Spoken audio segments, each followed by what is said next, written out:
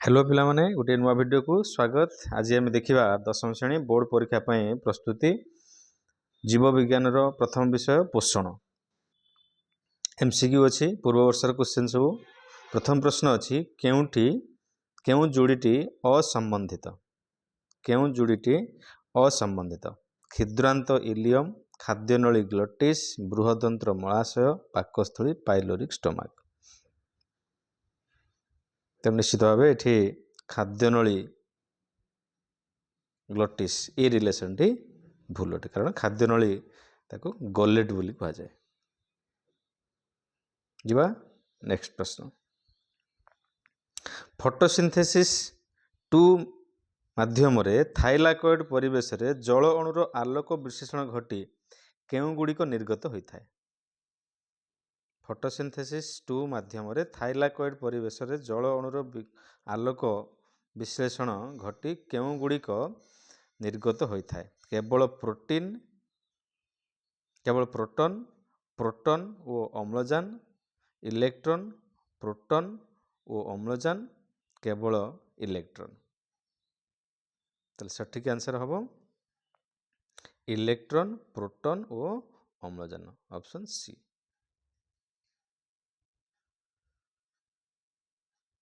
जीवा परवर्ती प्रश्न। कोषर केउ अंशरे आलोक श्लेषण अंधकार प्रक्रिया घटी थाए। ग्राना, थाइलाकॉइड, कोष झिल्ली, स्ट्रोमा। Correct answer stroma. जीवा परवर्ती प्रश्न।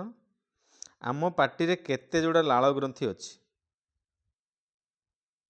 अति सहज प्रश्न, 3 जोड़ा।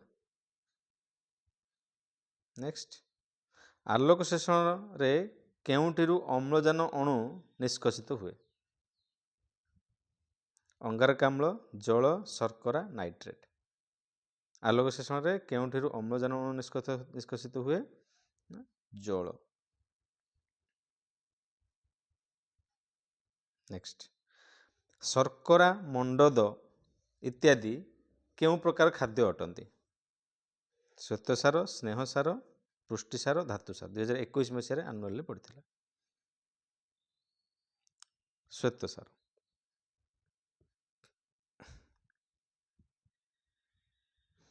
केउंटी एक बाह्य परजीवी? Plasmodium, bacteria, चेप्टाकृमि, उकुणी। उकुणी हम बाह्य परजीवी। नेक्स्ट। निर्मूली और राफ्लेसिया केउ प्रकार पोषण देखा दे?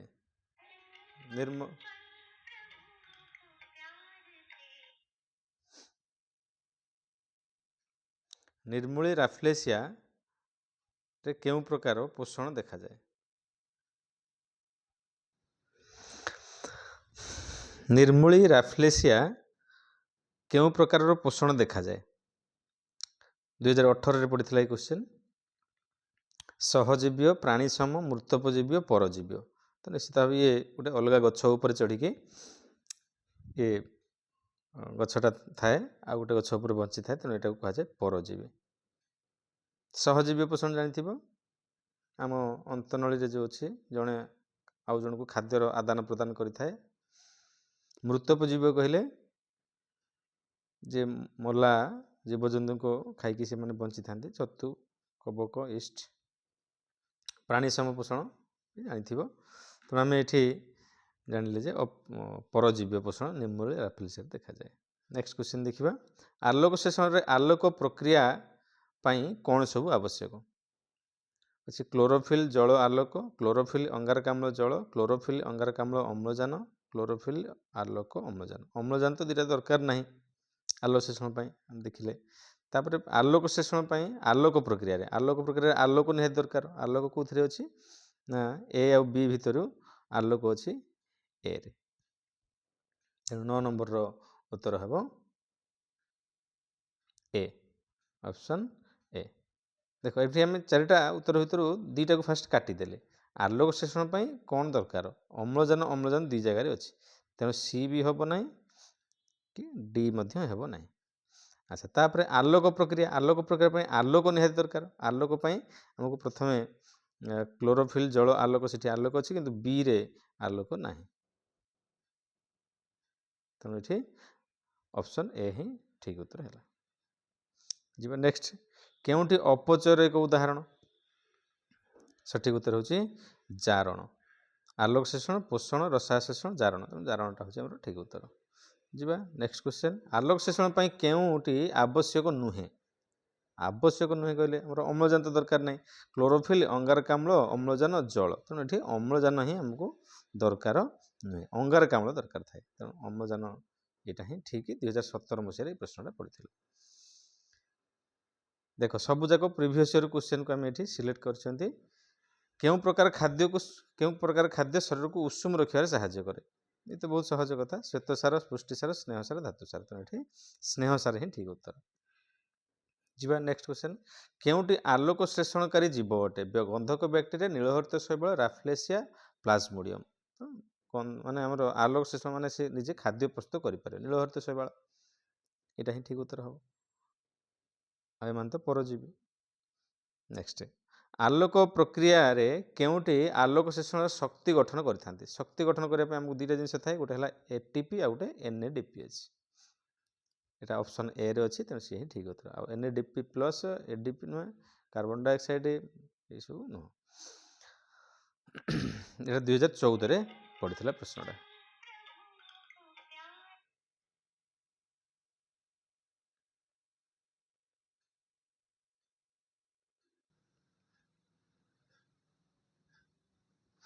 तापर देखिए 1915 नंबर प्रश्न 1953 मसीह साइट्रिक अम्ल चक्र आविष्कार पर क्यों वैज्ञानिक नोबेल पुरस्कार पाइथिले 2014 मसीह प्रश्नटा पड़ी क्यों वैज्ञानिक 15 नंबर उत्तर हूँ ऑप्शन डी हांस स्क्रेप को साइट्रिक अम्ल चक्र आविष्कार पर नोबेल पुरस्कार मिलता 1953 मसीह।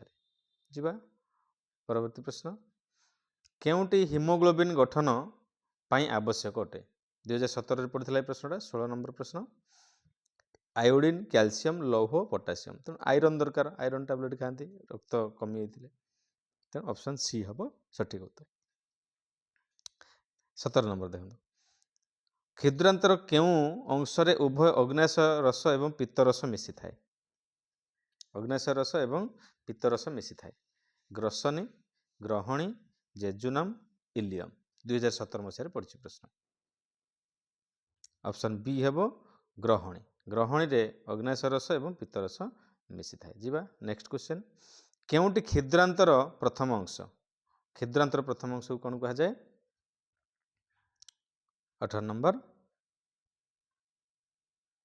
ग्रहणी 2017 सप्लीमेंट्री पड़ी 19 नंबर केउटी पित्तरस क्षरण करे पित्तरस किए क्षरण करे 19 नंबर अग्नाशय यकृत ग्रहणी पाकस्थली 2015 मसीह आनुअल पड़ी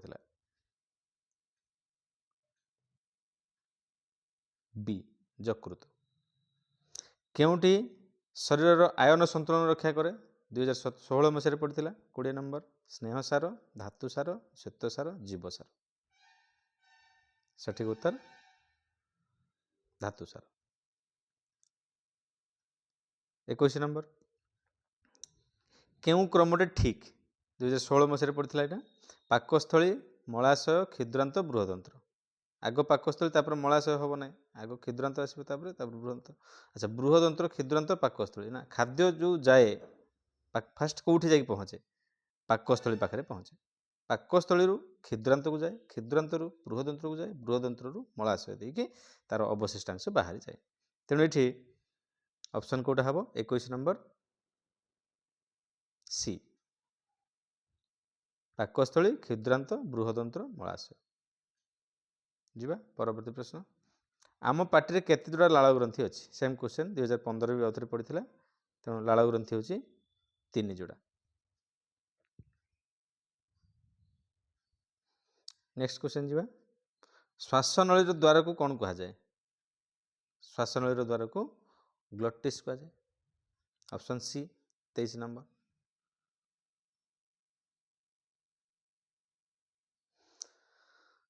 ଖାଦ୍ୟନଳୀର ଦ୍ୱାରକୁ ଗଲେଟ୍ କୁହାଯାଏ। ରୁବିସ୍କ ସମ୍ପର୍କରେ କେଉଁ ଉକ୍ତିଟି ଠିକ୍ ନୁହେଁ? ରୁବିସ୍କ ହେଉଛି ଗୋଟେ ଜଳ ଅଣୁକୁ ବିଘଟିତ କରେ, ଷ୍ଟ୍ରୋମାରେ ଥାଏ, ଅଙ୍ଗାରକାମ୍ଳକୁ ବିବନ୍ଧନ କରେ, ଏକ ଜୈବ ସନ୍ତରକ। କେଉଁଟା ଠିକ୍ ହେବ? ମାନେ କେଉଁ ଉକ୍ତିଟି ଠିକ୍ ନୁହେଁ? ସେ ତ ଷ୍ଟ୍ରୋମାରେ ଥାଏ, ଏ ବି ଠିକ୍ ଅଛି। ଅଙ୍ଗାରକାମ୍ଳକୁ ବିବନ୍ଧନ କରେ, ଏ ବି ଠିକ୍ ଅଛି।